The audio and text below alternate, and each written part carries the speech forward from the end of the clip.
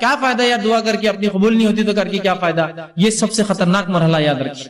اس میں انسان پھر جو ہے اس دائرے سے نکل جاتا ہے اور اکثر لوگ اس چکر میں جا کے شرک اور کفر تک پہنچ جاتے ہیں. کیسے؟ انشاءاللہ آگے میں رکھوں گا. جبکہ اللہ رب العزت نے اپنی کتاب میں اعلان کیا کہ تم دعا کرو، میں تمہاری دعاؤں کو قبول کروں گا. جس طرح میں نے ایک آیت آپ کے سامنے خطبے میں 2 آیتیں تلاوت کی.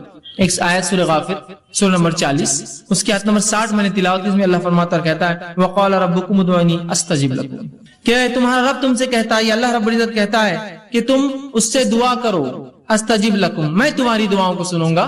کون کہہ رہا ہے یہ؟ اللہ کہہ رہا ہے تم دعائیں کرو اے مسلمانوں، میں تمہاری دعاؤں کو سنوں گا.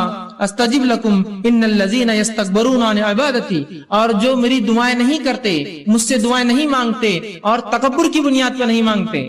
جو اللہ فرماتا ہے یستکبرون عن عبادتی، جو دعاؤں کو نہیں کرتا تکبر کی بنیاد پہ، اور دعا عبادت چونکہ یہاں لفظ ہے ان عبادتی، جو دعاؤں کی شکل میں میری عبادت نہیں کرتا تکبر کی بنیاد میں، سیدخلون جہنم داخرین، ایسے شخص کو میں جہنم کے اندر ڈال دوں گا.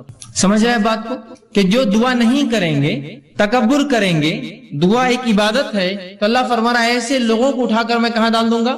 سیدخلون جہنم داخرین، ایسے لوگوں کو میں جہنم میں ڈال دوں گا. تو وہ اللہ دعا سنتا ہے، نہ کرنے والوں کو جہنم میں ڈالیں گا، تو کرنے والوں کی پھر ضروری اس کے لیے لازم ہے کہ وہ جواب دے. پھر اس کے نفس پہ لازم ہے، جب وہ کہہ رہا ہے مجھ سے کرو، نہ کروں گے تو جہنم میں ڈالوں گا، تو گویا تم کرو میں قبول کروں گا. یہ اس کا معنی ہے. دوسری آیت جو میں نے تلاوت کی سورہ بقرہ سورہ نمبر 2 آیت میں 186 اس میں اللہ نے فرمایا وَإِذَا سَأَلَكَ عِبَادِي عَنِّي فَإِنِّي قَرِيبٌ، کہ میرے بندے اے نبی تم سے سوال کرتے ہیں صلی اللہ علیہ وسلم، کہ میرے بندے سوال کرتے سَأَلَكَ عِبَادِي عَنِّي، میرے بارے میں، فَإِنِّي قَرِيبٌ. اگر قرآن کا آپ اگر طرز دیکھیں، قرآن کا جواب دینے کا اگر انداز اور اسلوب دیکھیں، قرآن میں جب بھی رسول اکرم صلی اللہ علیہ وسلم سے سوال ہوا تو اللہ نے فرمایا وہ تم سے پوچھتے ہیں فلا کہہ دو قل، وہ تم سے پوچھتے ہیں چاند کے بارے میں، کہہ دو قل کے لفظ آتے ہیں. سبحان اللہ. اس آیت پہ غور کیجیے، اللہ نے فرمایا وَإِذَا سَأَلَكَ عِبَادِي، میرے بندے میرے بارے میں پوچھتے ہیں، فَإِنِّي قَرِيب، کہہ دو بھی نہیں کہا، رسول کو نکال دیا بیچ میں سے، فَإِنِّي قَرِيب، کہہ دو ان سے کہ میں قریب ہوں، نہیں کہا فَإِنِّي قَرِيب، میں قریب ہوں ان سے. مطلب گویا جملے اور الفاظ کے اعتبار سے اس کے اندر قالا کا لفظ بھی نہیں کہ نبی تم کہہ دو قل ان سے، یا قال یہ تم ان سے کہہ دو کہ میں قریب ہوں. رسول اکرم صلی اللہ علیہ وسلم کو بھی وہاں سے نکال کر انی قریب سیدھا جواب دیا گیا.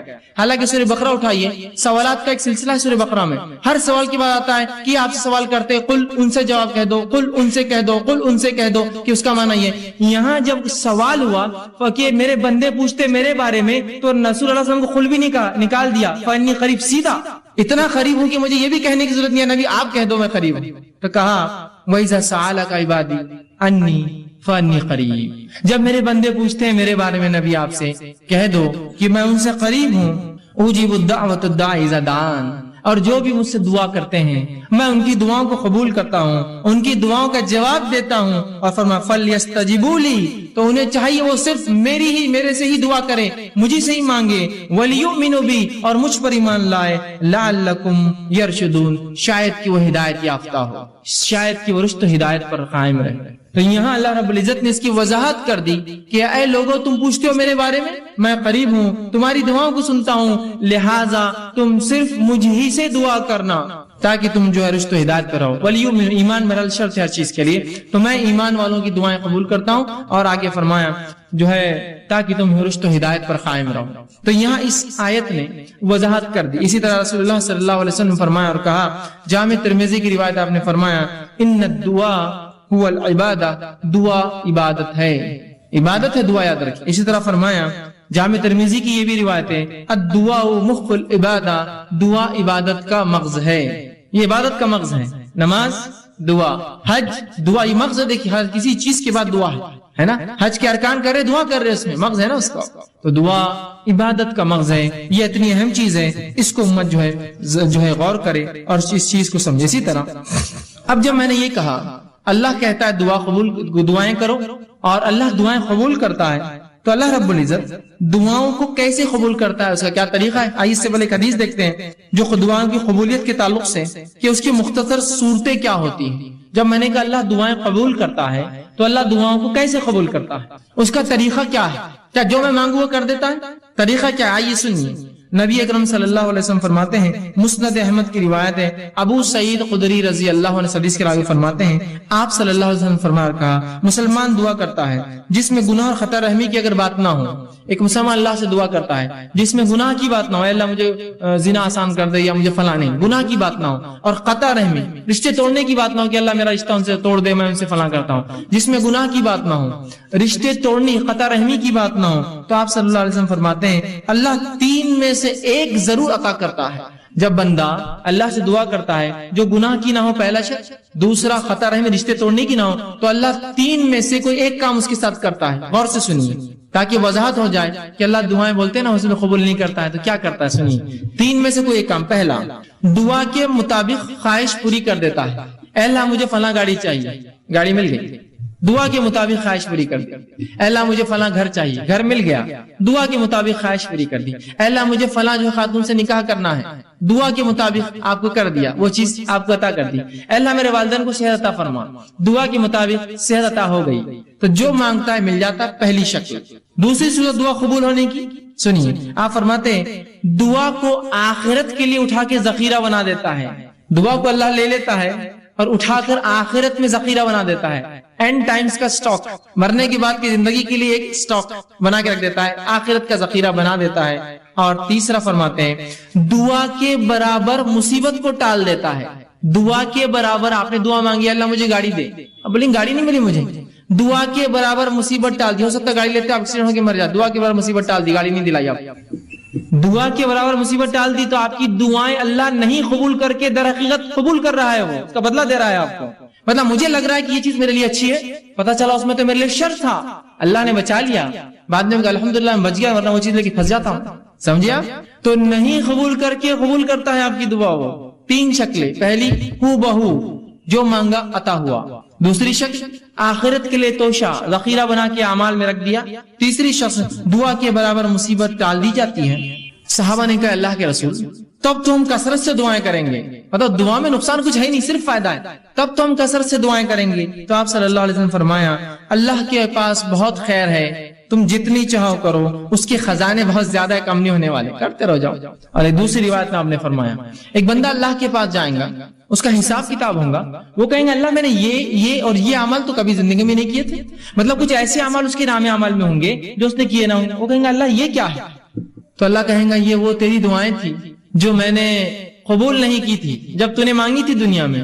تو وہ بندہ کہیں گا کاش کہ میری اللہ کوئی دعا قبول نہ کرتا، اس لیے کہ اتنا اجر ملے گا نہیں قبول ہونے والی دعاؤں کا جسی کو امتحان ہے. تو وہ کہیں گا کاش ہے اللہ تو میری ایک بھی دعا قبول نہ کرتا دنیا میں، آج اس کا اجر ملتا. تو کیا ہوتا اس اجر بڑھنے سے، نام اعمال نے وزن نیکیوں کا بڑھنے سے اس کے مقامات بلند ہوتے تھے جنت. تو کہیں کاش ایک بھی دعا اللہ دنیا میں قبول نہ کیا ہوتا تو نے میری. تو 3 میں سے ایک ملتا ہے، یاد رکھیے. اب کوئی دعائیں نہ چھوڑے، اللہ سے ناراض نہ ہو، اللہ سے رسوائی کا اظہار نہ کرے اللہ میری نہیں سنتا ہے، وہ سن رہا ہے آپ کی، آپ کو 3 میں سے ایک دے رہا ہے. دعا کے بدلے دعا جو مانگا وہ دے رہا ہے، یا اس کے بدلے آخرت کے لیے اٹھا کے رکھ رہا ہے، یا اس کے بدلے آپ کو اور مجھے اس کے برابر مصیبت کو ٹال دے رہا ہے، مصیبت کو ٹال دے رہا ہے. اور کیوں نہ ہو، ہم لوگوں کے لیے کچھ چیزیں ایسی ہوتی ہیں ہم ظاہر کو دیکھتے ہیں نا، اللہ جو ہے باطن کا جاننے والا ہے، وہ زیادہ بہتر جانتا کیا اچھا اور کیا نہیں. میں دعائیں مانگ رہا ہوں اور اللہ نے قرآن میں فرمایا سورہ بقرہ میں انسان کبھی کبھار اپنے لیے دعاؤں کی شکل میں بد دعائیں مانگتا ہے، دعائیں نہیں ہوتی بد دعائیں مانگتا ہے. وہ قسم سے اللہ اس کو نہ قبول کر کے رحم کرتا ہے ہم پر. مجھے علم نہیں کسی چیز کا، میں دعا کر رہا ہوں اللہ یہ چیز ہی مجھے چاہیے، دعا یوں کرنا چاہیے اللہ اس میں خیر ہو تو مجھے دے، نہیں یہ چیز ہی مجھے چاہیے. اللہ نے کہا ٹھیک ہے لے لے. آپ نے وہ چیز لی، اس کے بعد اس کا بھاؤ ختم ہو گیا، وہ چیز بیکار ہو گئی، وہ تو ناقص تھی، اس سے فلاں مسائل تھے، آپ کہیں گے میں نے کیا کر دیا، خیر کی نہیں کیا آپ نے، بس اپیل تھی کہ وہی چاہیے، دے دیا اللہ، خیر کی نہیں مانگی آپ. سمجھ رہے؟ تو کبھی کبھار دعاؤں کی شکل میں بد دعائیں مانگتے اللہ سے، سمجھے؟ تو اللہ سے دعا کرنے کا حکم ہے. اس چیز کو سمجھے دعا کیا ہے، یہ بڑی اہم چیز ہے. اور 3 میں سے کوئی ایک شکل میں انشاءاللہ العزیز ہماری دعائیں قبول ہوتی ہے، اور آخرت میں اگر اس کا بدلہ ملے تو انسان کہیں گا دنیا میں کاش قبول نہ ہوتی تو بڑا اچھا ہو جاتا، اس لیے آخرت میں بہت کثیر اس کا بدلہ ملے گا. ٹھیک ہے، اسی طرح اب جو میں نے کہا دعائیں قبول ہونے کی 3 صورتیں ہیں، 3 صورتیں ہیں، اس میں سے جو 3 صورتیں ہیں اس میں سے جو ایک صورت اللہ ہو دعا کو قبول کرتا ہے، اس جو سٹیپ جو پہلا قبول جو اللہ ہو کرتا ہے، اس کے پھر 2 طریقے اللہ کے قبول کرنے کے. اللہ ہر دعا قبول کرتا ہے، دعائیں 3 شکل میں قبول ہوتی ہیں، ہو آخرت میں بدلا، اس کے برابر مصیبت ٹالتا ہے. تو جو پہلی شکل اللہ قبول کرتا ہے، اس قبول کرنے کی پھر 2 شکلیں ہیں. اس قبول کرنے کی دو شکلیں، وہ کیا ہے؟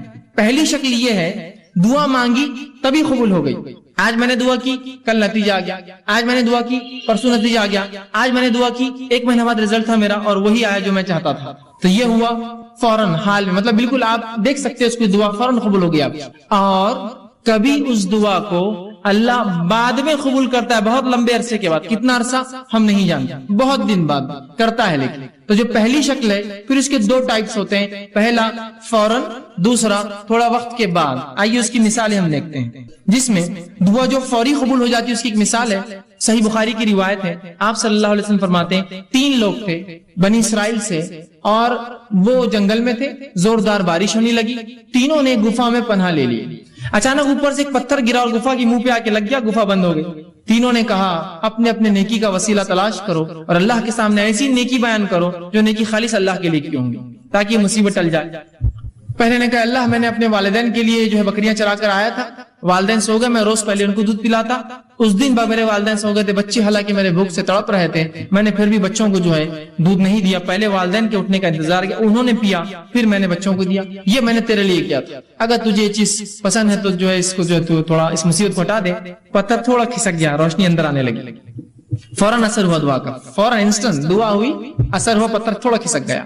پھر دوسرے شخص نے دعا کی اور تیسرا بہرحال تفصیلی ہے واقعہ بہت لمبا، تینوں نے دعا کی، ایک کی دعا پہ تھوڑا کھلا روشنی، دوسرے کی دعا پہ اتنا کھلا کہ باہر دیکھ سکتے لیکن نکل نہیں سکتے، تیسرے کی دعا پہ وہ رول کر کے بازو ہٹ گیا اور تینوں باہر نکل گئے، جبھی اللہ نے جواب دیا ان کی دعا کا۔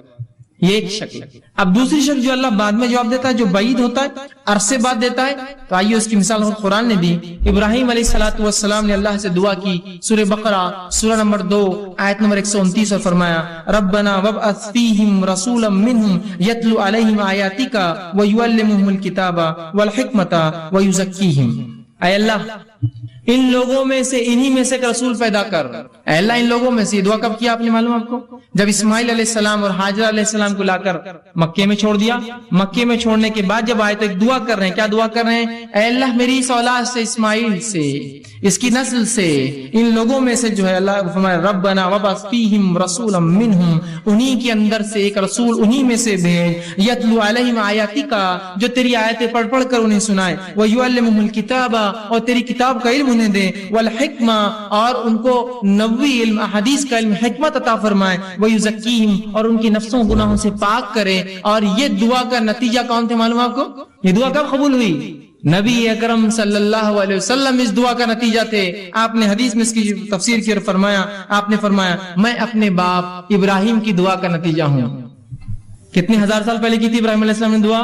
قبول کب ہوئی؟ وہ انہی میں سے رسول آیا، آخری نبی عرب تھے، اسماعیل علیہ السلام کی نسل سے، لیکن ہزاروں سال بعد دعائیں رائے گاہ نہیں جاتی ہے، اثر لاتی ہی اثر ہو فوراً یا بعد میں، اور بعد کی فوراً کی مثال بھی رکھ دی، بعد کی مثال بھی رکھ دی آپ کے سامنے۔ تو اللہ کے رسول ابراہیم علیہ السلام کی دعا قبول ہوئی، ہر دعا قبول ہوتی ہے، میری آپ کی بھی ہوتی ہے، لیکن فوراً نہیں ہوئی، کئی ہزار سال بعد اسی نسل میں اسماعیل علیہ السلام سے ایک نبی آئے۔ دعائیں خوب دیجیے، خوب دعائیں دیجیے، یہ دعائیں پتہ نہیں کب اثر لائیں، کتنے نسلوں بعد لائیں گی۔ ابراہیم علیہ السلام کی دعا ہزاروں سال بعد رنگ لائی، 3000 ساڑھے 3 4,000 سال بعد دعائیں کرنا چاہیے، اس کے بڑے فضائل یاد رکھیں۔ تو 3 شکلوں میں سے پہلی شکل کی 2 قسمیں ہیں کہ فوراً اور دیر سے، لیکن یاد رکھیے اللہ رب العزت دعا قبول کرتا ہی ہے، دعا کبھی رائے گاہ نہیں جاتی۔ کبھی اپنی دعاؤں سے مایوس مت ہوئیے کہ میں نے دعا کی اور قبول نہ ہوئی۔ اسی طرح جو شخص جو ہے حاجت طلبی کے جو ہے ذریعہ دعاؤں کو سمجھتا ہے، اور جب حاجت اس کی پوری ہوگی سمجھتا ہے دعا غنیمت ہے، وہ شخص ایسا سوچ کر جو ہے بہت بڑی غلط فہمی کرتا ہے، اور اس کی وجہ سے بہت سارے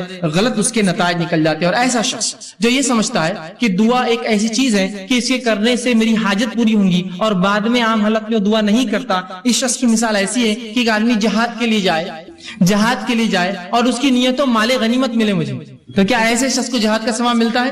جو جہاد کی نیت جائے اور یہ سوچے مال غنیمت کے لیے جائیں گے اپنے جہاد میں، چلو بہت پیسہ ملتا ہے جتنے بعد فلاں ہوتا۔ اور وہ شخص جو دعا کو عبادت سمجھ کے کرتا ہے، اس کی مثال ایسی ہے، وہ مجاہد جو میدان جہاد میں جاتا ہے، وہ سوچتا ہے یا تو پھر اللہ فتح دیں گا، یا تو جو ہے شہید ہو جائیں گے، جیت گئے تو مال غنیمت بھی شاید مل جائے گا۔ اس کی نیت اصل نہیں ہے، اس کا اصل مقصد عبادت ہے، وہ جہاد، اس کے اندر اس کو کیا ذیلی فائدے ملیں گے اس کے لیے وہ اہم نہیں ہے۔ تو ہم بھی جب دعا کر رہے ہیں تو ایسا نہ ہو کہ ہم صرف اس کے مقصد کے لیے کہ بس اللہ میرا مصیبت حل کر دے، بس دعا کر رہے اس کی بات نہیں، بلکہ دعا مستقل عبادت ہے، چاہے فائدہ ہو چاہے فائدہ نہ ہو. جیسے وہ مجاہد جو جہاد میں جا رہا ہے سوچ رہا مال غنیمت ملے تو میں جاؤں گا، تو اس کا جہاد فائدہ کا نہیں. وہ مجاہد جو سوچ رہا ہے مال غنیمت نہ ملے، فتح ملیں گی فتح نہ ملے تو کم از کم شہید تو ہو جائیں گے، فائدہ تو ہر طرف. سمجھ رہے؟ تو دعا کو بھی آپ مخصوص نہ کر دیں، مصیبت میں تو دعا کرو. دعا تو مصیبت، تنگ دستی، خوشحالی، فراوانی اور ہر اعتبار سے صحت مندی میں اور بیماری میں اور ہر حالت سے امن میں اور خوف میں ہر جگہ جو ہمیں دعا کرنی چاہیے. اسی طرح دعا ایک بہترین ہدیہ ہے، یاد رکھیے دعا ایک بہترین تحفہ ہے جو ایک دوسرے کو ہم دے سکتے ہیں. لیکن ہمارے پاس ایک غلط فہمی. کیا غلط فہمی ہے؟ دعا صرف بوڑھے لوگ دیتے. تو اگر میں آپ سے کہوں اللہ آپ کو جو اچھا رکھے، اور کتنے بڈھے ہو گئے فیض میں، اللہ آپ کو اچھا رکھے، ارے فیض بھی آپ اتنے بڈھے نہیں نا دعائیں دے رہے ابھی سے. تو ہم یہ سمجھتے ہیں دعا صرف بوڑھے لوگ دے سکتے ہیں، اور الحمدللہ اس امت میں سب جوان مرتے ہیں، بوڑھا کوئی ہوتا ہی نہیں ہے نا. دیکھیے کہاں کوئی بوڑھا ہوتا ہے. انسان کی 60 سال 70 سال زندگی گزرے لیکن کالا کر کے گھوم رہا ہے، ٹی شرٹ صاف ٹی شرٹ اور اپنا دکھاتے ہوئے بالکل کالے بال ہے، بتانا چاہ رہا ہے ابھی تو میں جوان ہوں بھائی، کہاں میرے چکر میں جا رہے ہیں. جوان بوڑھا مت سمجھو مجھے، بچے ہیں میرے بڑے لیکن پھر بھی میں جوان ہوں، ہے نا. تو بوڑھے کہاں ہوتے ہیں؟ اور دعا چونکہ بوڑھے لوگ دیتے ہیں تو ہمارے پاس تو کوئی بوڑھا ہوتا ہی نہیں ہے نا. اور مرد تو بھی ایک دوسرے کو دعا دیتے ہیں، عورتیں تو کبھی دعا دیتی ہی نہیں ایک دوسرے کو. فرض سلام کا جواب دینے بھی کتراتی ہے تو دعائیں تو دور کی بات ہوتی ہے نا. اگر کوئی ایک خاتون کو دوسری خاتون کر دے السلام علیکم، بولتی ہے تم نے ہم کو سلام کیے، بولتی ہے کیوں پہچانتے ہم کو؟ نہیں. ادھار لینے آنے والے کے بعد میں نہیں، ایسا بھی نہیں. اچھا بچوں کے پورے رشتے ہو گئے ہمارے، بیٹا ضرورت نہیں تمہارے سلام کی ہم کو.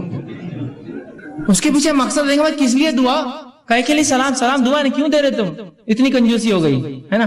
اور عورتیں بھی بوڑھی نہیں ہوتی تھی، اس لیے کوئی ہوتا نا، پر ایک زمانہ تھا دعائیں دیتے تھے عورتیں کثرت سے دعائیں دیتے. آج کوئی نہیں تھا، اس لیے کہ دعائیں بوڑھے لوگ دیتے اور اس امت میں ماشاءاللہ سب جوان مرتے، بوڑھا کوئی ہوتا نہیں ہے، لہٰذا دعا کی ضرورت نہیں. دعا دیجئے، کثرت سے ایک دوسرے کو دعا دیجئے. دعا ہدیہ ہے ایک دوسرے کو جو ہم دیتے ہیں، تحفہ ہے، کچھ نہیں دے سکتے، دعا تو دے سکتے ہیں نا. دوسرے ہدیوں کو پیسہ لگتا ہے، جیب خرچ ہوتا ہے، کچھ مت کیجئے، دعائیں تو دیجئے اچھی اچھی. ان میں ہرگز یہ کہنا نہیں چاہ رہا تحفے دیجیے مت، صرف دعائیں دیجیے، لیکن دعائیں دیجیے لوگوں کو. یہ بہترین ہدیہ ہے. نبی اکرم صلی اللہ علیہ وسلم جب صحابہ کچھ اچھا کام کرتے اسلام کے لیے اور دین کے لیے، شریعت کے لیے، دعائیں کا تحفہ دیتے. چونکہ آپ کے پاس مال و دولت کہاں تھی اتنی، جو آتی خرچ کر دیتے، دعائیں دیتے فوراً. عثمان ابن عفان رضی اللہ عنہ نے جنگ تبوک میں خوب مال خرچ کیا، اللہ کے رسول نے خوب دعائیں دی ان کو، خوب دعائیں دی. ہدیہ ہے، دیجیے دعائیں دوسرے کو، سلام کی شکل میں، سلام سے ہٹ کے مصیبتوں کے دور کرنے کی شکل میں، یا مختلف دعائیں جو آپ کو لگے اس کی پریشانی میرے بھائی میری بہن کی، میرے دوست کی، میرے رشتے دار کی، خوب دعائیں دیجیے ایک دوسرے کو. اور یہ دعاؤں کا چلن بالخصوص ہم دیکھتے ہیں ہند پاک میں بر صغیر بہت کم ہے، چونکہ ہمارا تصور کچھ اور ہی ہے. ایک غلط فہمی کی بنیاد پر ہم دعا نہیں دے سکتے، تو میری دعا کہاں اللہ سنتا، میری کہاں قبول ہونے والی، دعاؤں کا معاملہ نہیں. لیکن آپ جائیں گے اگر اہل عرب کو آپ دیکھیں گے تو ماشاءاللہ ان میں آج بھی دعاؤں کا بڑا سلسلہ ہوتا ہے. کوئی بھی عرب سے آپ ملیے اتنی دعائیں دیں گے آپ کو، کیسے ہے، گھر کے حال کیا ہے، اللہ اچھا رکھے، اللہ برکت دے، اللہ تیرے مال میں برکت دے، بچوں میں برکت دے، خوب چلتی. اس کی 5 منٹ دعائیں چلتے رہتی ہیں. پھر جاتے وقت 5 منٹ دعائیں، 2 منٹ کی اصل بات تھی، میں کام سے آیا تھا، 5 منٹ دعائیں پہلے، 5 منٹ بعد دعائیں چلتے رہتی ہے. اس کی جانے جانے دعا کرتے رہیں گا اس کو، اللہ اچھا رکھے، فی امان اللہ، دعائیں کرتے رہیں گے. دعاؤں کو رکھیے، اس کو چلن معمول بنا دیجیے، اپنی زبانوں کو تر رکھیے دعاؤں سے ایک دوسرے کے لیے. کچھ نہیں تو کم از کم لفظی تو کنجوسی مت کیجیے. ایک دوسرے کو خالی دعائیں دینے میں کیا جاتا ہے، دعاؤں کو خوب یاد کیجیے، ایک دوسرے کو خوب دعائیں دیجیے. عربی نہیں آتی ہے کوئی مسئلہ نہیں، اردو میں بولیے، کوئی عربی میں ہی کرنا شرط نہیں ہے. دعا جو سنت سے ثابت دعائیں اس کو عربی میں ہی کرنا، اس کا اصل ثواب تو تبھی ہے. لیکن نہ یاد ہو تو کم از کم اردو میں تو بول سکتے ہیں نا، اللہ اچھا رکھے، خوش رکھے، برکت دے، یہ تو اتنا تو بول سکتے ہیں نا. نہیں دعا دینے میں بہت شرم آتی، کیوں گالیں دینے میں شرم نہیں آتی تم کو کبھی؟ صرف دعا میں ہی شرم، تم کو پورے دینی کام میں شرم اور حیا اور سب آتی ہے. نماز پڑھو تو شرم آ رہی، دعا دو تو شرم آ رہی، یہ کرو تو شرم آ رہی، اذان دو تو شرم آ رہی، باقی سب ننگے دھڑنگے کاموں میں ہم کو شرم نہیں. کھل کر ڈٹ کر سڑک پہ کھڑ رہ کے پچکاریاں مار رہا، اس کو شرم نہیں آیا. کیا دعا نہیں ہو شرم، دعا اچھا نہیں دکھتا اتنے بڑے لوگ دعا دینا. یہاں پچکاری مارنے کی شرم نہیں آتی تم کو. تو جہاں شریعت ہے وہاں شرم اور حیا لالی، اور جہاں شرم و حیا ہونا تھا کہ سڑک پہ کھڑے کہ شرم کرو، تھوک رہے ہو تم سڑک پہ، ویسے سڑک پہ تھوکنا بھی درست نہیں، بیچ میں بازو جانا چاہیے اور اس پر ایک گندی چیز کھا کے تھوکتے ہو جسے دھبے لگتے ہیں عمارتوں پر، زمین خراب ہوتی ہے. اب ہمیشہ کہتا ہوں امت ہوتا ہے نا، امت مسلمہ کی اگر نوجوان کچھ جمع ہو جائے، کچھ افراد جمع ہو جائے اور جب وہاں سے چلے جائے تو آپ پہچان سکتے ہیں یہ مسلمان نوجوان جمع ہوئے ہوں گے وہ پچکاریوں کے دھبوں سے. جانور کا ریوڑا اگر رات میں کہیں رکے اور نکل جائے تو اس کی غلاظت سے پہچانتے نا، یہاں جانور رات میں رکے تھے، تو ویسا آپ پہچان لیں. ہاں مسلمان برابر آئے تھے یہاں، برابر دکھ رہا ہے، پوری میری دیوار خراب ہو گئی، گاڑیوں پہ پچکاریاں پڑی ہوئی ہے، فلاں چیز بھی انہوں نے خراب کر دی، اندازہ لگائی. تو شرم کیجیے برے چیزوں میں، اچھی چیزوں میں آگے بڑھیے، پہل کیجیے دعائیں دینے میں. تو دعائیں کوئی بوڑھے اور جوان کا مسئلہ نہیں ہے، مرد اور عورت کا مسئلہ نہیں ہے، دن اور رات کا مسئلہ نہیں ہے، عرب اور عجم کا مسئلہ نہیں ہے، عربی اور غیر عربی کا مسئلہ نہیں ہے. خوب دعائیں دیجیے ایک دوسرے کو. دعائیں تحفہ ہے، ہدیہ ہے ایک دوسرے کو. ٹھیک اسی طرح دعا مومن کا زبردست ہتھیار ہے. جو آج کا میرا عنوان تھا، دعا مومن کا ہتھیار. دعا مومن کا ایک اسپرچول ویپن ہے. یہ ایک ایسا ہتھیار ہے کہ جب پوری دنیا آپ کا ساتھ چھوڑ دیتی ہے، یہ ہتھیار آپ نکالتے ہیں. یہ چیز آپ کے پاس ہمیشہ لگی ہوئی، ایک زبردست ہتھیار یہ مومن کا ہتھیار ہے. ہر مصیبت، ہر پریشانی اور ہر وقت جب دنیا آپ کی پوری بھی مکمل خلاف کھڑی ہو جائے، یہ ہتھیار آپ نکالیے، یہ ویپن آپ نکالیے اپنا، جو آپ کی مدد کرے گا. اللہ رب العزت نے اس تعلق سے سورہ نحل سورہ نمبر سورہ نمل سورہ نمبر 27 آیت نمبر 62 میں فرمایا کہا امن یجیب المستر اذا دعوا ويكشف السوء ويجعلكم خلفاء الارض وآلہم. پھر آگے اللہ فرماتا ہے خلفاء الارض، اور فرمایا بھلا کون ہے جو بے قرار کی دعا قبول کرتا ہے جب وہ اسے پکارتا ہے. کیا فرمایا اللہ نے؟ بھلا وہ کون ہے جو بے قرار کی دعائیں، جب انسان پریشان، تنگ دست، مصیبت زدہ ہوتا ہے تو کون ہے اس بے قرار انسان کی دعائیں سنتا ہے؟ تو دعا میرا اور آپ کا ہتھیار ہے، اور ایک ایسا زبردست ہتھیار کہ جو آپ ہر وقت استعمال کر سکتے ہیں. اور مصیبت میں یہ ہتھیار تو بالکل آپ کا سب سے بالکل آخری ساتھی یسوع کہتے ہیں آپ کے ساتھ ہوتا ہے. اور اللہ ہر کسی کی دعائیں سنتا ہے، جس کے تعلق سے اگر آپ واقعہ دیکھیں تو اللہ رب العزت نے یونس علیہ السلام کا واقعہ آتا ہے کہ یونس علیہ السلام سے ایک خطا ہوئی. خطا یہ ہوئی کہ آپ نے جب اللہ نے اس بستی پر عذاب لانے کا سوچا تو آپ نے سوچا دعوت پہنچا کے کیا فائدہ، نکل جاتا ہوں بستی سے. نکل کر چلے گئے. جب کشتی میں سوار ہو کے شہر سے جا رہے تھے، ہوا یوں کہ لوگوں نے کہا کہ ایک طوفان آ رہا ہے اور طوفان سے بچنے کے لیے کشتی کو ہلکا کرنا پڑے گا، خرہ ڈالیں گے، لوٹ ڈالیں گے، جس کا نام آیا اس کو کشتی سے باہر پھینک دیا جائے گا. خرہ ڈالا گیا، یونس علیہ السلام کا نام نکلا. یونس علیہ السلام کا نام نکلا، لوگوں نے اٹھا کر کشتی سے پھینک دیا. جو ہی آپ کشتی سے گرے ایک بڑی مچھلی نکل کر آئی اور یونس علیہ السلام کو نگل لیا. نگل کے سمندر کے اندھیروں میں چلے گئی، وہ لے کر گہرائیوں میں چلے گئی یونس علیہ السلام کو لے کر. آپ تنہا ہے، مچھلی کے پیٹ میں ہے، مذاق نہیں ہے، تنہا ہے، مچھلی کے پیٹ میں ہے. بڑی مچھلی ہوں گی، بہت بڑی، اور مچھلیاں بہت بڑی ہوتی ہیں. مچھلی کے پیٹ میں ہے، کوئی سننے والا نہیں ہو، کوئی دیکھنے والا نہیں.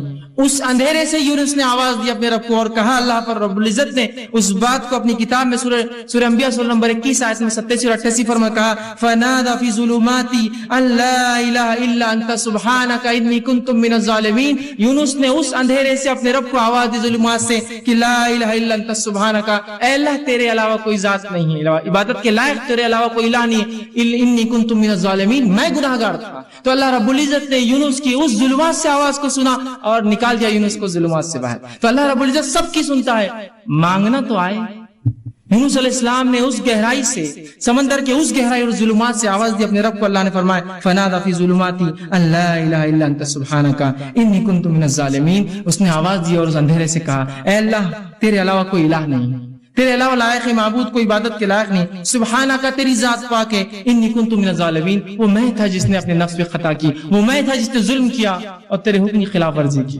اللہ رب العزت نے سنی اور کہا فاستجبنا له، اور تیرے رب نے اس کی دعا کو وہاں سنا، اس اندھیرے میں جب کوئی نہیں تھا، سمندر کی گہرائی میں سنا. فاستجبنا له ونجیناه من الغم، اور اس کو اس کے غم سے نکال دیا. وکذالک ننجی المؤمنین، ہم ایسی ہی نجات دیتے اپنے ایمان والے بندوں کو. سمجھ رہے ہیں بات؟ ابراہیم علیہ السلام لا اولاد نہیں ہے آپ کو، نہ لڑکا ہے نہ لڑکی ہے. سوچتے ہی مشن کون لے کے چلیں گا میرے بعد، کوئی لڑکا ہو میرا تو مشن لے کر چلے. اللہ سے دعا کی، اللہ نے قبول کی. انبیاء علیہ السلام آہو بکا کر رہے ہیں، گڑ گڑا رہے ہیں، دعائیں مانگ رہے ہیں. پھر کیوں اس امت کو شرم آتی ہے رب سے دعا مانگنے کے لیے؟ ابراہیم علیہ السلام نے دعا کی، ایوب علیہ السلام نے دعا کی اپنی بیماری کے لیے. اسی طرح جو زکریا علیہ السلام نے اپنی اولاد کے لیے دعا کی، جو یحییٰ علیہ السلام کی آپ کو خوشخبری دی گئی. یوسف علیہ السلام نے جب اس بری عورت نے جو آپ پہ قصد کیا کہ آپ کے ساتھ بدکاری کرے تو دعا کی اللہ مجھے وہ جیل زیادہ بہتر ہے بنسبت اس عمل کے. اللہ نے دعا قبول کی اور جیل میں ڈال دیا، اس لیے کہ ورنہ وہ زنا کرنے کے اوپر تلی تھی. آپ نے کہا وہ جیل بہتر ہے اس زنا سے، اللہ نے جو آپ کو بچا لیا اور جیل میں ڈال دیا. اندازہ لگائیے ان لوگوں نے اللہ سے دعا کی. بس یہ ہے کہ ہمیں جو اللہ رب العزت سے مانگنا تو آئے. ایک واقعہ سناتا ہوں اللہ کیسے سنتا ہے لوگوں کی، اور لوگوں کی کیوں میں کہوں، اللہ رب العزت تو جانوروں کی بھی سنتا ہے. یاد رکھیے صحیح مسلم کی روایت ہے، اللہ کے رسول صلی اللہ علیہ وسلم فرماتے اللہ کے نبی سلیمان علیہ السلام آپ کے دور میں قحط سالی ہو گئی، سوکھا پڑ گیا.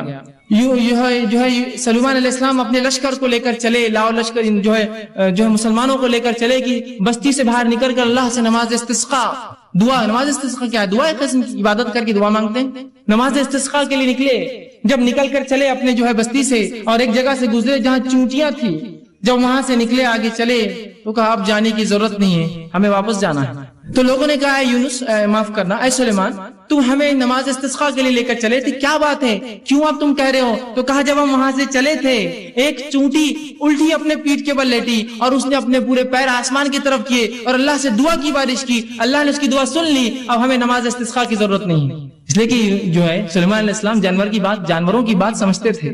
تو کہا اللہ نے اس کی دعا قبول کر لی، تو اللہ تو چونٹیوں کی قبول کرتا ہے، پھر تمہاری اور میری مومنوں کی کیوں نہیں سنیں گا؟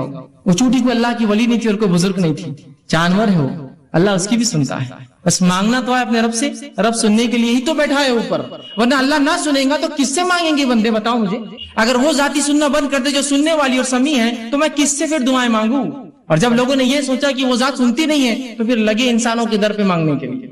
آج جو سب سے افضل دعا، افضل عبادت دعائیں ہیں، کہاں مسلمان مانگتے ہیں، کن کن دروں پر مانگ رہے اللہ کو چھوڑ کر؟ ذرا غور کیجیے.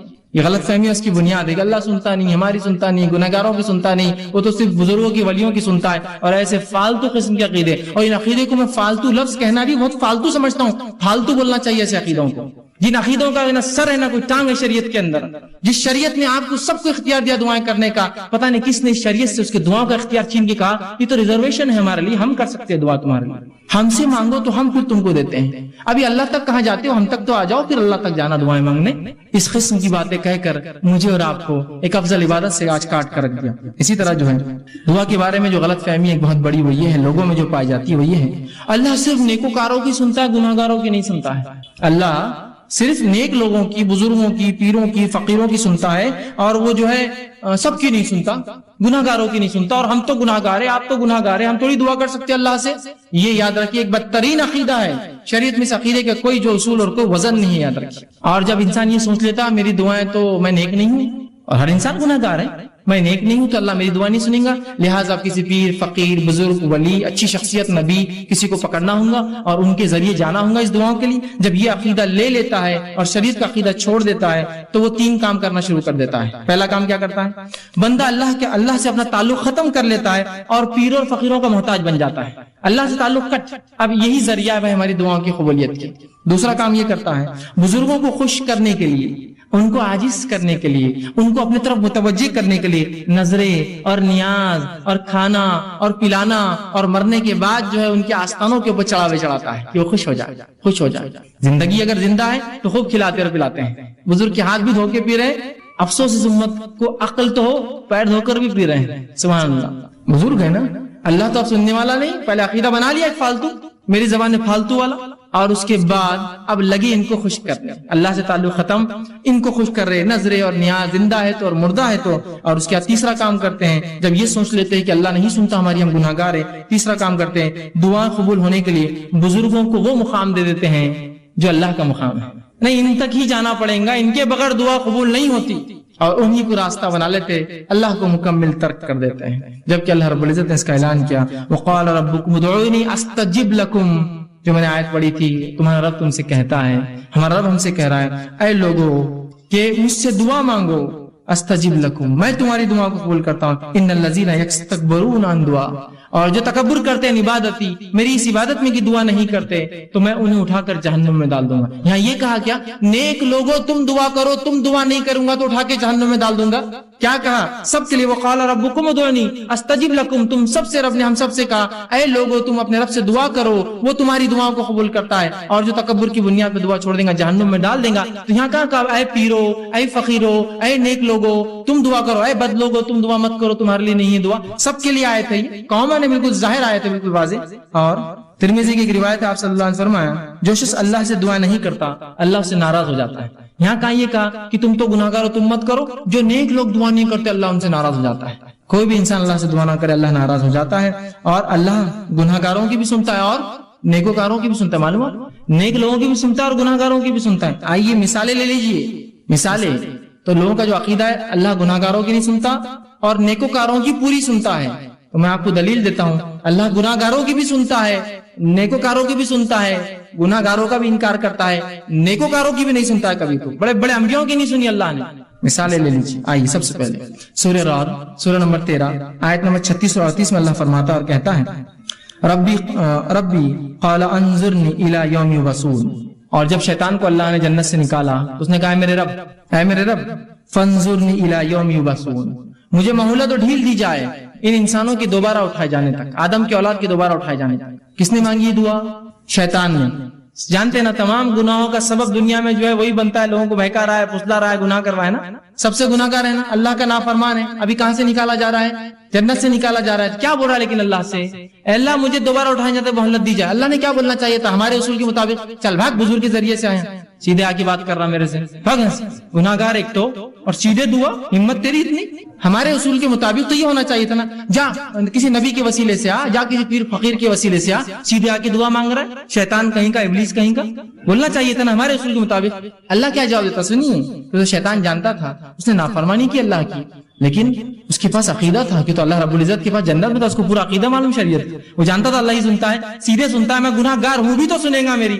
تو اللہ رب العزت نے جواب دیا قال فإنك من المنذرین، جا تجھے چھوٹ دی گئی، جا تجھے چھوٹ دی گئی۔ کب تک؟ انسانوں کے دوبارہ اٹھائے جانے تک۔ جا، یہ نہیں کہا کہ جا کر پیر فقیر کے وسیلے سے آ، آدم کے وسیلے سے آ، محمد صلی اللہ علیہ وسیلے سے آ، فلاں سے آ، نہیں، سیدھا کہا جا تجھے ڈھیل دی گئی، برا ہے، گناہگار ہے، اللہ سیدھی سن رہا ہے اس کی۔ آئیے اب وہ واقعی سنیے جو اللہ نیکوکاروں کی بھی نہیں سنتا، جو سب لوگ کہتے ہیں نہیں پیر فقیر کے اللہ کبھی ٹالتا ہی نہیں، پیر فقیر تو چھوڑ دیجئے، یہاں انبیاءوں کی نہیں سننا ہے اللہ نے۔ آئیے سنیے واقعہ، اللہ رب العزت سورہ ہود سورہ نمبر 11 آیت نمبر 45-46 میں اللہ نے فرمایا، اور نوح علیہ السلام سے کہا نوح میں تیری آل کو اس طوفان سے بچا لوں گا۔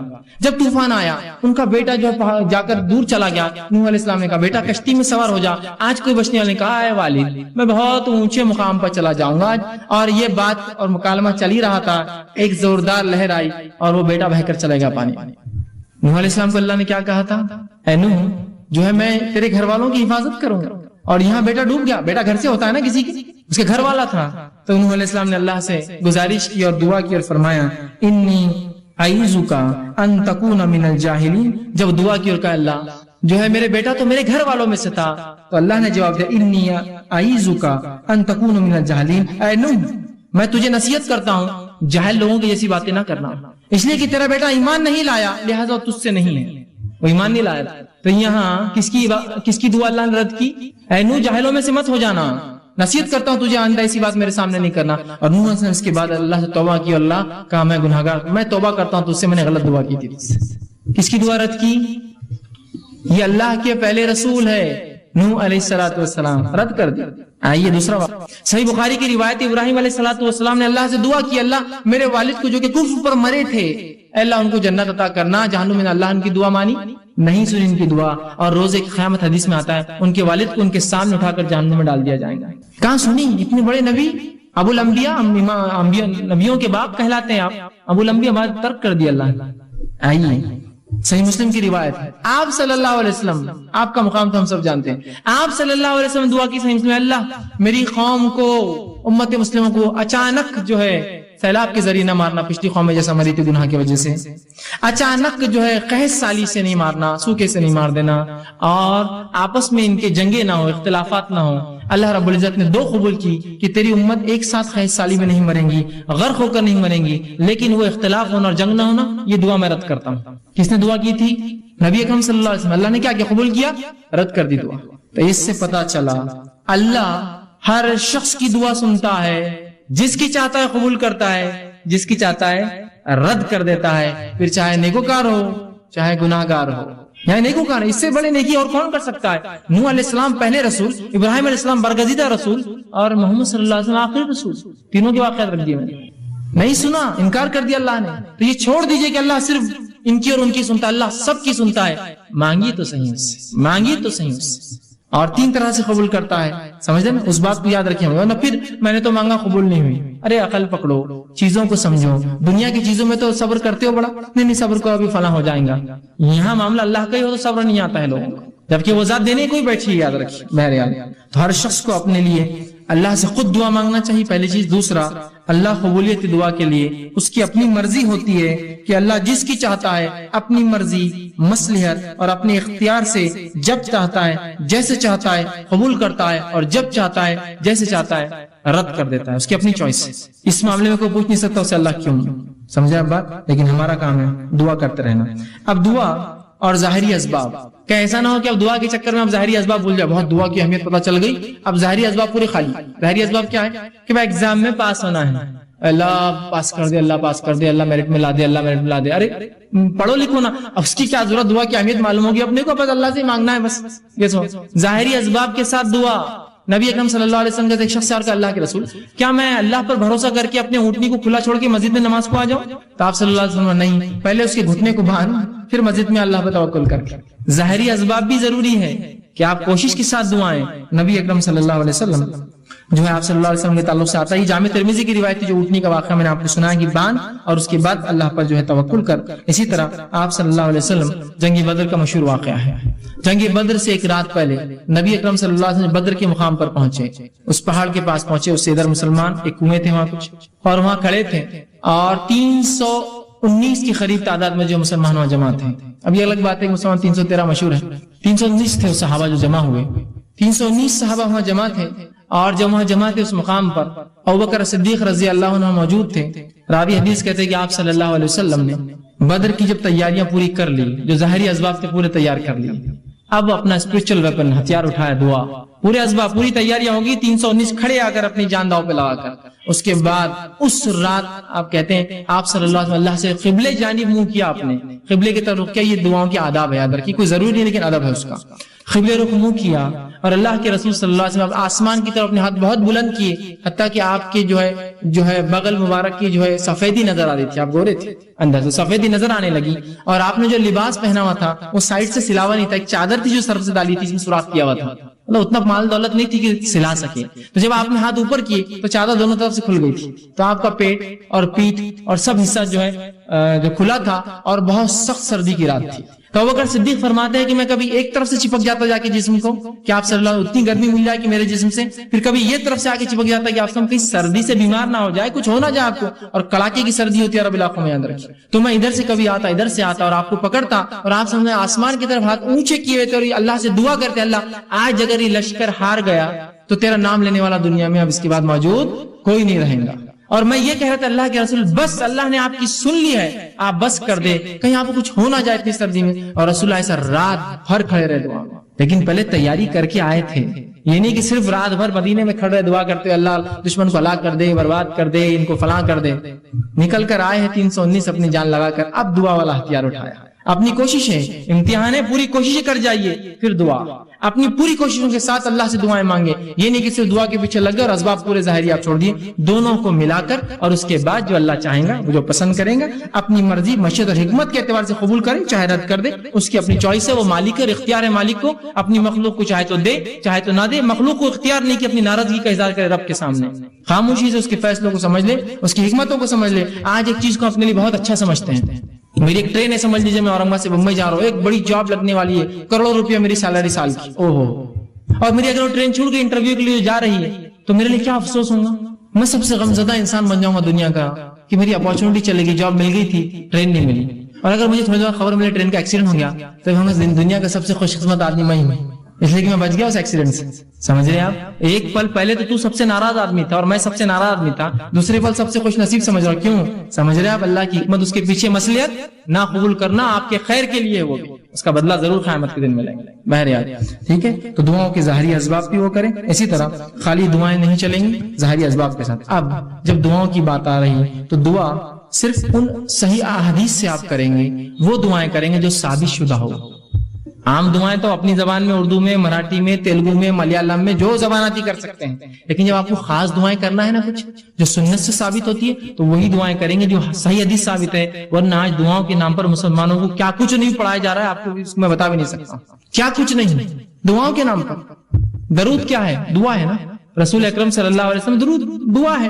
ایسے ایسے دعائیں ایجاد کر دی جو آپ نے کبھی زندگی میں بھی نہیں بتائے. جو آپ صلی اللہ علیہ وسلم دعائیں جو درود بتائے ہیں، کم و بیش 10-15 درود ہیں مختلف، الگ الگ، چھوٹے چھوٹے. اور سب سے بڑا کون سا ہے معلوم آپ کو؟ جو نماز میں ہم پڑھتے ہیں اللہم صلی علی محمد، وہ سب سے بڑا ہے.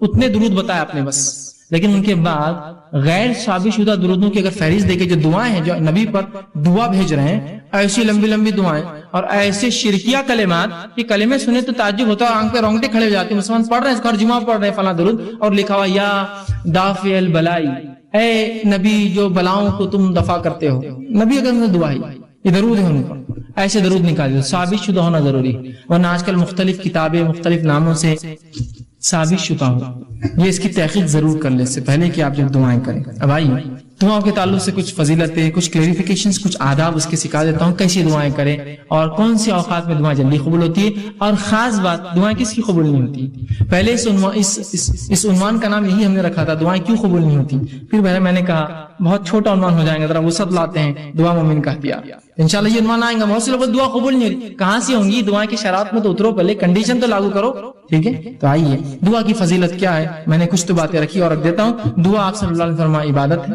جامع ترمذی کی روایت۔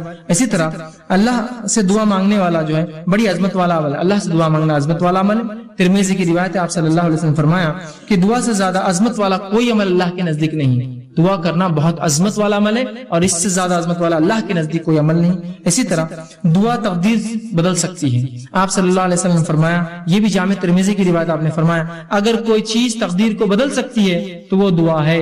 کتنی افضل چیز ہے نا دعا، سب کر سکتے ہیں اور سب کی قبول بھی ہوتی ہے، تو دعا ہے۔ اسی طرح دعا نازل شدہ اور غیر نازل شدہ تمام آفات اور بلاؤں کا حل ہے، آپ صلی اللہ علیہ وسلم فرماتے ہیں، یہ جامع ترمذی کی روایت، آپ نے فرمایا اور کہا جو ہے دعا نازل شدہ آفات اور جو ابھی نازل نہیں ہوئی سب کے لیے نفع بخش ہے، لہٰذا اے اللہ کے بندو دعا ضرور کرو۔ مطلب جو بلائیں تم پر نہیں آئی اور جو بلائیں آئی ہوئی ہیں، دونوں کو ٹالنے کا حل راستہ کیا ہے، دعا کرو۔ یہ نہیں کہا کہ اے امت مسلمہ کے ولیوں تم دعا کرو، سب سے کہا نا، اگر خاص ہوتی دعا کہ اللہ گناہگار کی نہیں سنتا تو کہتے نا کہ اے امت مسلمہ کے نیک لوگوں تم دعا کرو، اس لیے کہ جو بلا اتری ہے اور جو اترنے والی ہے وہ اسے ٹل جاتی ہے، نہیں کہا نا، تم سب دعا کرو، ٹھیک ہے، ہم سب سے کہا۔ اسی طرح دعا کرنے والے کو اللہ کبھی محروم نہیں رکھتے۔ دعا کے لیے ہاتھ اٹھانا یہ مسنون ہے، سنت طریقہ، یاد رکھیے آپ ہاتھ اٹھانا چاہیے دعا کے لیے، لیکن ہاتھ بہت لمبے لمبے نہیں پھیلانا، سوائے اس کے کہ آپ صلی اللہ علیہ وسلم جب ہاتھ اٹھاتے تو ہاتھ نزدیک ہوتے، ملے ہوئے ہوتے، حدیث میں آتا ہے ہاتھ ملے ہوئے ہوتے، ٹھیک ہے۔ اور جب آپ اشد بہت شدت ہوتی تو ہاتھ کو دور نہیں کرتے، وہاں پر شدت کی دعا تو ہاتھ کھولتے جاتا ہوتا نہیں، جب آپ شدت سے دعا کرتے تو ہاتھ اوپر کی طرف جاتے، جتنی شدت ہوتی دعا ہوتی کہ بدر میں آپ نے ہاتھ اتنے اوپر کیے تھے کہ آپ کے بغل نظر آ رہے تھے، اور بارش نماز استسقاء میں آپ اتنے اوپر ہاتھ کرتے الٹے کرتے کہ آپ کا بغل نظر آتا۔ تو دعا کی شدت جتنی زیادہ ہوں گی آپ ہاتھ اتنے اوپر اٹھائیں گے اللہ کی طرف، اوپر کی طرف، یہ عاجزی کی علامت ہے۔ اور ظاہر سی بات ہے بندہ ہاتھ اٹھا رہا ہے مطلب کچھ مانگ رہا ہے، ایک بھیکاری کی حیثیت سے کھڑا ہے، ٹھیک ہے، عاجزی کی علامت ہے۔ میں یہ بھی نہیں کہوں گا کہ ہاتھ کھلے رکھنے دعا نیچے گر جاتی، ایسا نہیں ہے، یہ سب اللہ کا غائب کا معاملہ ہے، لیکن ہاتھ ملانا چاہیے، اور ہاتھوں کو آپ اس کی شدت کے اعتبار سے کیجئے، اور قبلے رخ ہونا بھی یہ سنت ہے، یاد رکھیں، ٹھیک ہے۔ تو آپ صلی اللہ علیہ وسلم فرمایا دعا کے لیے ہاتھ اٹھانا مسنون ہے، اور دعا جب کرتا ہے بندہ محروم، ابن ماجہ کی روایت آپ نے فرمایا اور کہا تمہارا رب بڑا حیا کرنے والا ہے اور بڑا سخی ہے، بہت دینے والا ہے، اس کو ایک تو شرم بہت آتی اور بہت سخی ہے، بہت دینے والا ہے، تو لہٰذا جب بندہ اس کے حضور میں ہاتھ اٹھاتا ہے تو اللہ کو شرم آتی ہے، میں کیسے نہیں دوں گا اس کو، ایک مطلب بہت حیا آتی ہے اس کو کہ کوئی اس کے در پر آئے مانگے اور وہ خالی ہاتھ چھوڑے، تو اللہ کے رسول نے جب بندہ ہاتھ اٹھاتا ہے تو اللہ بڑا حیا دار ہے، بڑا سخی دینے والا ہے، تو اس کو شرم آتی ہے، حیا آتی ہے کہ اس بندے نے جس نے ہاتھ اٹھایا اس کو خالی کیسے جانے، تو کچھ نہ کچھ ضرور ڈالتا ہے آپ کی جھولی میں، یاد رکھیں، یا تو چیز کے بدلے چیز، دعا کے بدلے اس کے بدلے آخرت میں ثواب، یا اس کے بدلے ایک مصیبت ڈالتا ہے، اس لیے کہ اس کو حیا آتی ہے آپ کو لوٹانے کے اندر، ٹھیک ہے۔ تو ہاتھ اٹھانا بڑا سنت ہے اور اللہ تو اسی طرح جو ہے دعا کے تعلق سے بات آتی ہے، اس کے کچھ آداب ہیں، ان آداب کا بھی لحاظ رکھیں، ان آداب کا ہم لحاظ نہیں رکھیں گے تو ہو سکتا ہے دعا جو آپ کہتے قبول نہیں ہو رہی ہے، ہم کو لگ رہا ہے اس کا ہو سکتا ہے۔ آئیے سنیے دعا مانگنے کے لیے جو ادب رکھنا، جامع ترمذی کی روایت ہے، ایک شخص آیا، 2 رکعت نماز پڑھی، نماز کے بعد اس نے دعا کی اے اللہ میری مغفرت کر، مجھ پر رحم کر، اور اس کے بعد چلا گیا۔ آپ نے کہا اس کی قبول نہیں ہوئی، صحابہ نے کہا اس کی قبول نہیں کیوں؟ تو آپ نے فرمایا جب دعا کرو تو سب سے پہلے اللہ کی حمد و ثنا کرو، تعریف بڑائی بیان کیجیے اللہ کی، سورہ فاتحہ ہے، سورہ اخلاص ہے، اللہ کی حمد و ثنا، اس کے بعد مجھ پر درود بھیجو، اور اس کے بعد اپنی حاجت رکھو۔ تو دوسرے صحابی نے سن لیا، فوراً گئے، نماز پڑھی، اس کے بعد الحمد ثنا کی اور رسول اللہ صلی اللہ علیہ وسلم پہ درود بھیجا، اور اس کے بعد جو ہے اپنی دعا کے اللہ کے رسول نے فرمایا اس کی قبول ہوئی۔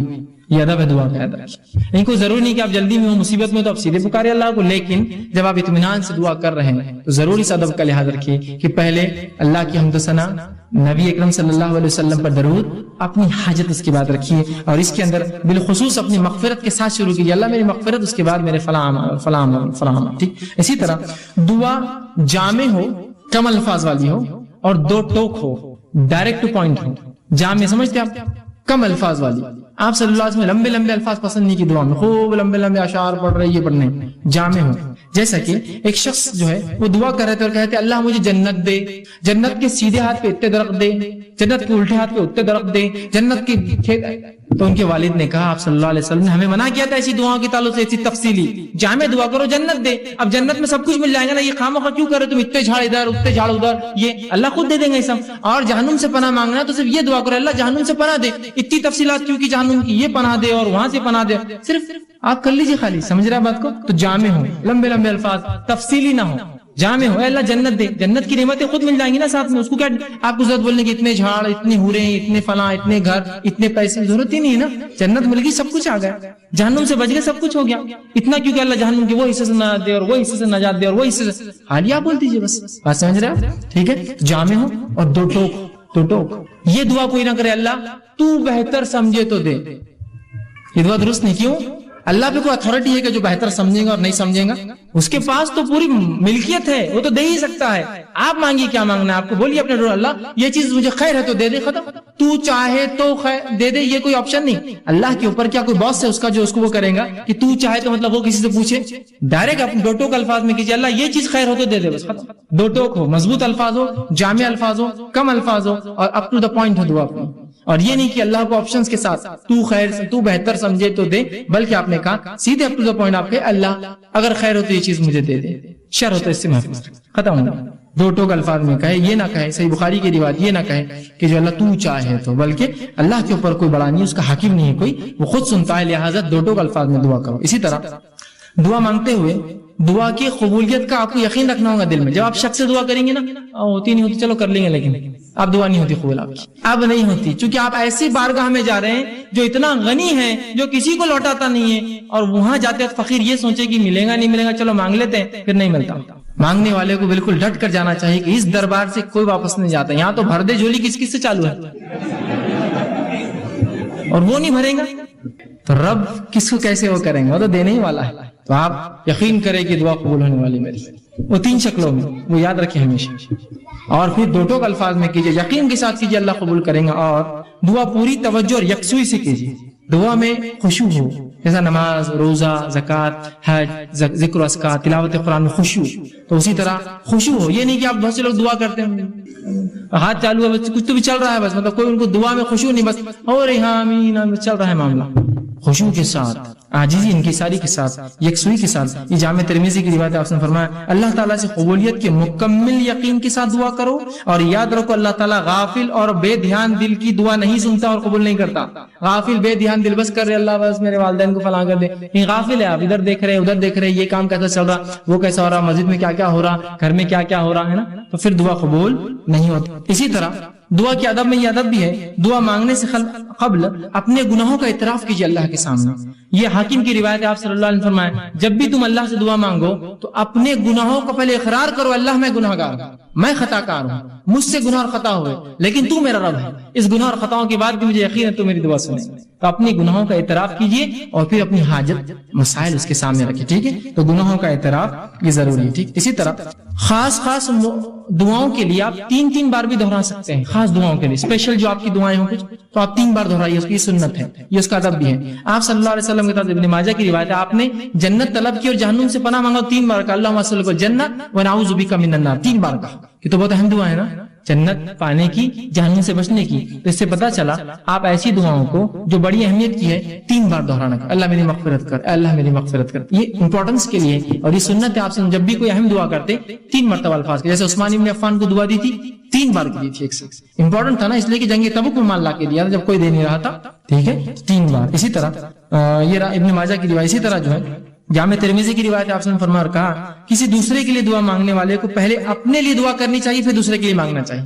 اگر کوئی آپ سے کہا بھائی میرے لیے دعا کیجیے تو آپ صلی اللہ علیہ وسلم فرمایا پہلے اپنے لیے مانگ اور پھر اس کے لیے وہ چیز مانگو، اس لیے کہ پہلا محتاج تو وہی ہے جو مانگ رہا ہے، اور پھر وہ ہے جس نے مانگنے کا کہا۔ جب بھی کوئی آپ سے دعا کہے تو ضرور اپنے لیے مانگیے پہلے، اور پھر اس سامنے والے کے لیے دعا کیجیے۔ اسی طرح جو یہ ابو داؤد کی روایت آپ صلی اللہ علیہ وسلم نے فرمایا کہ دعا جو ہے جامع ٹھوس الفاظ لیکن زیادہ معنی والوں سے دعا مانگنی چاہیے، مطلب تھوڑے ہو، ٹھوس ہو، مضبوط ہو، اور زیادہ اس کا معنی اس کے ساتھ کرنا چاہیے۔ اسی طرح ہاتھ اٹھائے بغیر بھی دعا کرنا جائز ہے، لیکن ہاتھ اٹھانا سنت اور ادب ہے۔ ہاتھ اٹھائے بغیر بھی کر سکتے ہیں، جیسے کہ آپ صلی اللہ علیہ وسلم نے نماز کے اندر تشہد کے اندر دعائیں کی، اس میں ہاتھ تھوڑی اٹھا سکتا آدمی نماز کے تشہد میں، نماز کی مختلف ارکان میں، تو بغیر ہاتھ اٹھائے کے تو بغیر ہاتھ اٹھائے کے بھی کر سکتے ہیں، ہاتھ اٹھا کے بھی کر سکتے ہیں۔ اسی طرح جو ہے دعا سننے والے کے لیے آخر میں آمین کہنا چاہیے، جو دعا سنے، جب کوئی دعا کرے آپ سن رہے تو آمین کہنا چاہیے، اس لیے کہ آمین کہنا یہ جو ہے اے اللہ قبول کر کے معنی میں ہے۔ صحیح مسلم کی روایت ہے، اس نے فرمایا جب بندہ اللہ سے دعا کرتا ہے تو فرشتے آمین کہتے ہیں، اس کے لیے وہ دعا کر کے آمین کہتے، تو پتہ چلا فرشتے دعا پر آمین کہتے ہیں، مطلب ہم لوگ بھی جب دعا کوئی کرے تو آمین کہنا چاہیے اس کے اوپر، لیکن دعا گناہ کی نہ ہو اور خطے تعلق کی نہ ہو، یہ دو دعاؤں پہ نہیں کہنا چاہیے، کیونکہ یہ دعائیں مانگنا غلط بھی اللہ قبول بھی نہیں کرتا، کہ گناہ کی کوئی دعا یا خطے تعلق، جیسا کوئی دعا کرا اللہ لڑکی کو بھاگنا آسان کر دے، اسے لوگ کرتے ہیں ایسی دعائیں ہوتے ہیں نا ایسی دعائیں، تو بہرحال نوجوان اس لیے بول رہا ہوں تو یہ دعائیں نہیں قبول ہوتی، یہ تو گناہ کی ہے نا۔ آپ ایسی دعا اللہ سے کرتے ہیں اللہ میرے کو شراب کی نعمت عطا فرما، ہے نا، میرے لیے جوا، چرس، گانجا یہ سب آسان کر، میرے کلب کو جو سٹے کا ہے اس کو خوب چلا، ہے نا، لوگوں کو خوب بیمار کرتا